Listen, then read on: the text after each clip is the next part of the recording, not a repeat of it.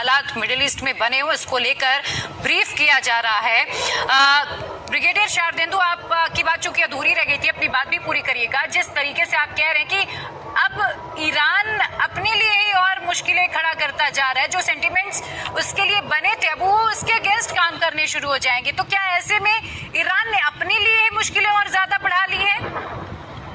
देखिए, जिस तरीके से ईरान इस युद्ध को लड़ रहा है उसमें बहुत सारे इंप्रूवमेंट की जरूरत है। आज की डेट में उसको अपने रिसोर्सेज को डिसिपेट नहीं करके एक कॉन्सेंट्रेटेड अटैक करना पड़ेगा, और उसकी जो मुख्य एनिमी है वो है इसराइल। अगर आप अमेरिकन बेसिस के पीछे पड़ेंगे तो ना तो आप उसको डिस्ट्रॉय कर पाएंगे, और इन रिटर्न तमाम तरीके के स्ट्राइक आप और इन्वाइट करेंगे। आपका पूरे मिडिल ईस्ट में आपको जो चैलेंज करता है वो इसराइल आपके न्यूक्लियर प्लांट को ध्वस्त करना चाहता है, आपके सत्ता परिवर्तन चाहता है, अमेरिका के साथ मिलकर तमाम तरीके की रणनीति बनाता है, और पूरे मिडिल ईस्ट में एक तरीके का अमेरिका का कब्जा वर्चस्व को कोई इनिशिएट करता है या जो सब्सटेंशिएट करता है वो है इसराइल। तो लिहाजा आपको अपने सारे रिसोर्सेज को कॉन्सेंट्रेट करके एक ऐसी रणनीति बनानी पड़ेगी जिससे कि आप अपने मेन एनिमी को टारगेट कर सकें, और वो है इसराइल को टारगेट करने के लिए आपके पास तमाम ऑप्शन है। आपके पास रेड सी का ऑप्शन अवेलेबल है, आपके पास नॉर्थ इराक से आप जा सकते हैं, और तमाम आपके पास ऐसी बैलिस्टिक मिसाइल आपने डेवलप की है जो आप स्ट्राइक कर सकते हैं तल अवीव, और तमाम ऐसे टारगेट कर सकते हैं जिससे कि इसराइल को बहुत बड़ा नुकसान हो सकता है। लेकिन आपने जो नीति बनाई वो आपने अमेरिकन बेसिस को स्ट्राइक किया। हालांकि तल अवीव पे जब तक आप पहुंचे तब तक उनका जो 4 टियर सिस्टम एयर डिफेंस है वो पूरी तरीके से एक्टिवेट था। तो आपको कहीं ना कहीं अपनी रणनीति में बदलाव करना पड़ेगा, और अगर आपको युद्ध में बने रहना है तो आपको कंसंट्रेटेड फोर्सेस का इस्तेमाल करना पड़ेगा। आप इस तरीके से सारे के सारे 7 या 8 कंट्रीज पे अटैक नहीं कर सकते। अगर आपने डिसाइड कर लिया है कि यूएसएस अब्राहम लिंकन को टारगेट करना, तो आपकी मिसाइल वहां डायरेक्ट होनी चाहिए, क्योंकि वो भी एक बहुत बड़ा सब्सटेंटिव लुक्रेटिव टारगेट है। अगर आप उनके अब्राहम लिंकन को टारगेट करते हैं तो वहां पे 400-500 यूएस सैनिक हैं, आप उनको टारगेट कर सकते हो और एक बहुत बड़ा यूएन ट्राई क्रिएट कर सकते हैं। तमाम तरीके के सर, मैं एक बार फिर से आपको रोकूंगी। इसी बीच एक बड़ी खबर अपने दर्शकों को बता दें। यूएई के राष्ट्रपति से पीएम मोदी ने बात की है। पीएम मोदी ने यूएई पर हमलों की कड़ी निंदा की है। प्रधानमंत्री नरेंद्र मोदी का ये ट्वीट है जहां पर वो बता रहे हैं कि यूएई के प्रेसिडेंट से उन्होंने बात की। Spoke with president of the UAE my brother Sheikh Mohamed bin Zayed Al Nahyan. प्रधानमंत्री ने ये बताया है कि उन्होंने बात की है, और प्रधानमंत्री ने उन्हें ब्रदर कहकर संबोधित किया। Strongly condemn the attack of the UAE and condolence the loss of lives and these attacks. तो प्रधानमंत्री नरेंद्र मोदी की तरफ से ये ट्वीट किया गया है कि यूएई के प्रेसिडेंट से उनकी बात हुई है, और प्रधानमंत्री नरेंद्र मोदी ने कड़ी निंदा की है इस अटैक की, जहां पर उन्होंने आपको बता दें कि ये कहा है, सबसे बड़ी बात कि प्रधानमंत्री ने ब्रदर कहकर संबोधित किया है यूएई के प्रेसिडेंट को।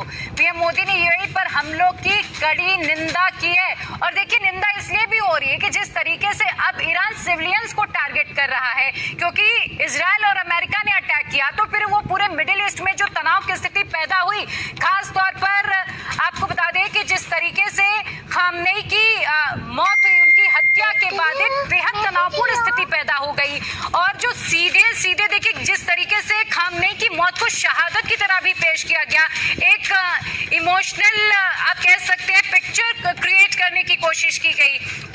और भारत में सीसीएस की मीटिंग भी हो रही है, और इसी बीच प्रधानमंत्री नरेंद्र मोदी की तरफ से ये ट्वीट किया गया है। पीएम मोदी ने यूएई पर हमलों की कड़ी निंदा की है, और उन्होंने ये बताया कि यूएई के प्रेसिडेंट से उन्होंने बात की है, जहां पर उन्होंने कड़ी निंदा की है जिस तरीके से रिहायशी इलाकों को टारगेट किया गया है।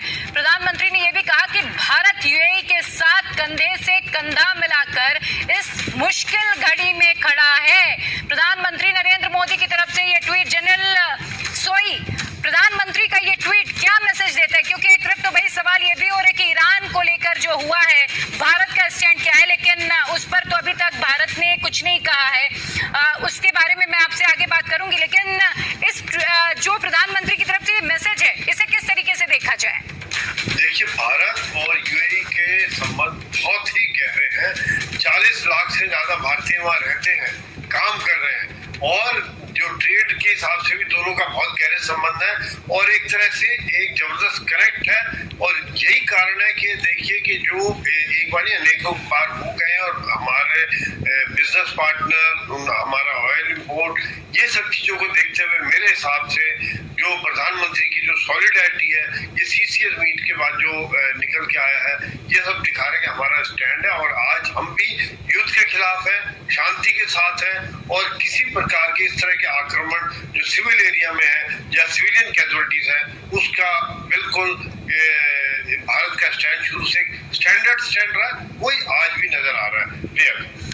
बिल्कुल एसके मलिक साहब, क्योंकि इस वक्त देखिए चुनौती उन लोगों के लिए भी है जो भारतीय हैं बाहर दूसरे देशों में और वहां लगातार हमले हो रहे हैं। प्रधानमंत्री ने यूएई के साथ, देखिए प्रधानमंत्री ने शुक्रिया अदा भी किया है कि जिस तरीके से भारतीयों के साथ वो खड़े हैं, भारतीयों की सुरक्षा को लेकर लगातार उन्होंने ध्यान रखा है, तो इसको लेकर भी यहाँ पर बात हुई है। लेकिन भारतीयों को वहां से निकालना, क्या अब ये जरूरत आ पड़ी है कि उन्हें निकाला जाए वापस?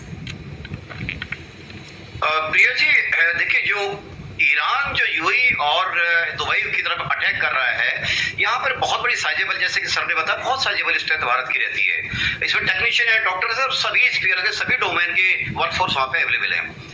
देखिए सबसे अच्छा भारतीय पॉपुलेशन के साथ किसी भी देश में जाए, वो देश इसलिए कंफर्टेबल पाता है कि भारतीय जहां भी जाते उस देश की अर्थव्यवस्था में बहुत ज्यादा कंट्रीब्यूट करते हैं, इसके साथ साथ अपने देश को भी कंट्रीब्यूट करते हैं। और दूसरा, हमारी जो वर्कफोर्स होती है दुनिया में one of the disciplined workforce मानी जाती है। इसके साथ एक्सपर्टीज उनकी इस लेवल की होती है कि वहां का कोई भी देश उनको एक तरह से नहीं चाहेगा कि वो अपने देश वापस जाए। लेकिन आज जैसी स्थिति में, जैसे कि वहां पे अटैक हो रहे हैं, मेरे हिसाब से अभी टू प्रीमेटिव टू से कि उनको वहां से विड्रॉल, वहां से इवैक्यूएट करने की जरूरत है। कारण ये होता है कि देखिए जब भी ऐसी चीज होती है, और ईरान आजकल क्या कर रहा है, ईरान एक तरह से टेक्निकल मिस्टेक कर रहा है कि अपने जो देश उसको सभी साथ दे सकते हैं या जेन्युइन बातों को आगे बढ़ा सकते हैं, मीडिएशन कर सकते हैं, वो उन देशों से भी दुश्मनी ले रहा है, शायद ये सोचते हुए इस गार्ड के अंदर कि अगर मैं यहाँ इन देशों के लोगों को, मैं सिविलियन को परेशान करूंगा तो वहां के लोग गवर्नमेंट पर प्रेशर बनाएंगे और अल्टीमेटली इजराइल और यूएस के ऊपर प्रेशर बनाकर इस ऑपरेशन को कम करने की कोशिश करेंगे। तो मुझे लगता है कि अभी शायद वो स्थिति नहीं आई है, जरूर एक डिस्टर्बेंस की स्थिति हमें दिख रही है। जी भैया जी बिल्कुल, मैं लेविना का भी एक रिएक्शन इस पर लूंगी, लेकिन उससे पहले जरा अपने दर्शकों को ये तस्वीरें दिखा दें। तेहरान में मिसाइलों की बरसात देखिए किस तरीके से